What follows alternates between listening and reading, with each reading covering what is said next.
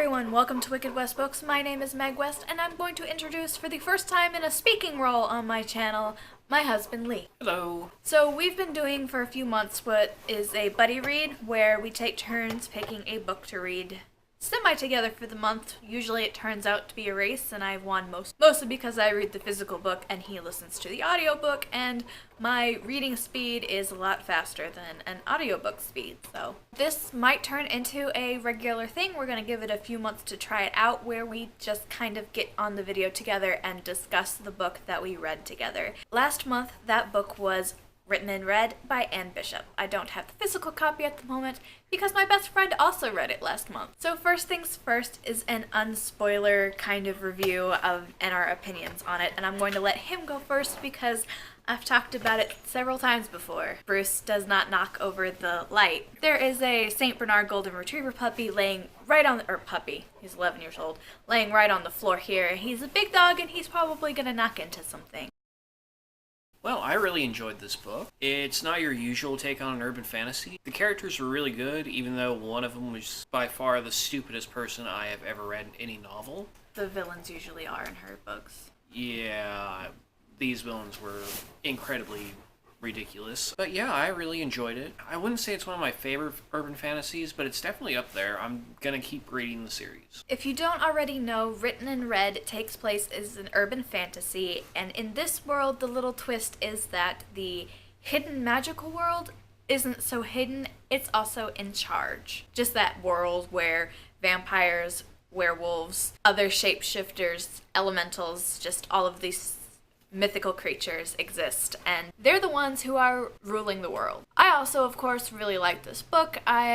This is my second time reading it, and I have read the first 3 books. There are currently 5 books out. So first things first, I think we want to hear Lee's opinion on Asia Crane, the villainous kind of character for book 1. Oh, you mean Asia Crane, P.I. God, I got so sick of hearing that in the book. Every time she appeared, she'd be like, what would Asia Crane, P.I. do? Just shut up. Just do what someone actually that has a brain would do. Although she did get fairly far for being so stupid. She had her moments, but anytime you're inside her brain, you're just kind of wondering why she's doing so well in this book series when she obviously is so stupid. And I think really the reason for that is just because the other characters keep giving her chances to do something smart. Yeah. Other than Asia Crane, what's probably your least favorite thing about this series? That's actually a really tough one. I liked pretty much everything about it. Yeah, I mean, the only other real gripe I had was with how the world's set up. Technology probably wouldn't have developed the way it did. It developed exactly the same way that our technology did. Yeah, that was the only other real gripe I had with it. I was like, if I was the others, I wouldn't allow them to invent gunpowder. As soon as that came to be, I would just wipe out that civilization and be done. Even in our history, wasn't it developed initially for fireworks? Yeah, but as soon as it had other applications, of course, but been done with that. And they have the power to do that, so I don't know why they didn't. That's the only thing that really gives mankind a half chance.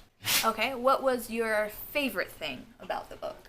Samuel. I really fell in love with the wolf pup in that. He was just adorable. He kind of got a little annoying at times whenever he was whining, but... But he's a puppy, so... Yeah.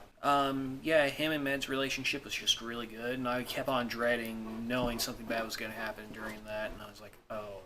What did you think of Simon, the kind of male romantic lead for the series? It's 9 o'clock! At first, That red blur is the dog.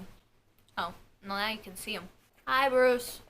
Hello, Bruce. Okay, so. At first, I was halfway expecting him to be kind of like Adam Hoffman from the Mercy Thompson series. Kind of his personality and stuff. Hauptman, but yes. Whatever. Anyway, I was expecting him, because he kind of has that gruff personality, but she went way further than that, to where he's not a person that got turned into a wolf, he's just a wolf that sometimes might look human. Yeah, and that's how pretty much all of the others are in this world, is that the human is just their shape that they have to interact with the rest of the world that they developed. Really, they are a predator, and that is their main skin that they wear. Yeah, it was really fun to see him develop, though, because at first he was just like, I hate pretty much everyone, but I'm gonna halfway treat her nice because I need to for certain reasons that he had. But then he actually started to like her, and it's like, oh, And I can tell you that 3 books in, they haven't really advanced romantically more than they do in the first book. yeah, they're kind of the Sheldon and Amy of these kind of books. Not a bad analogy. Okay, any predictions on where this book series might go without me giving a yes or no answer to it? Well, I can honestly say that the Keeper is probably gonna reappear. He might not go direct assault, but When the others figure out what Gone Over Wolf is. okay. When the others figure out what Gone Over Wolf is, that will cause a lot of problems for several characters. And I can see maybe some of them having to go on the run. Maybe some of the others help them go on the run. I don't know what's going to happen there. Well, anyway, in book 2, I can see a couple of possibilities. I can see that Meg travels and probably goes with Samuel or something, maybe to a different sanctuary or a different area of the world that we haven't seen yet. That would be interesting to see her interact with different others than the one she's been exposed to. I can see that there will probably be several more others species pop up.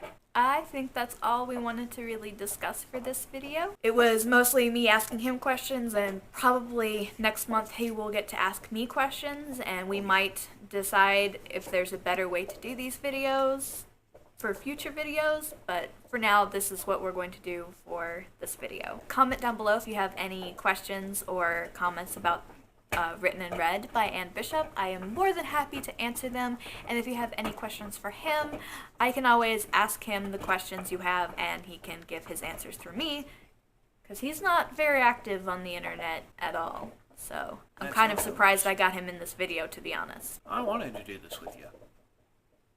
I'm kind of surprised I got him in this video, to be honest.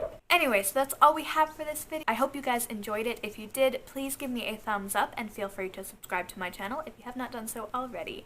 I post videos every Thursday, or else I list books. Thank you guys for watching. Have a wicked day.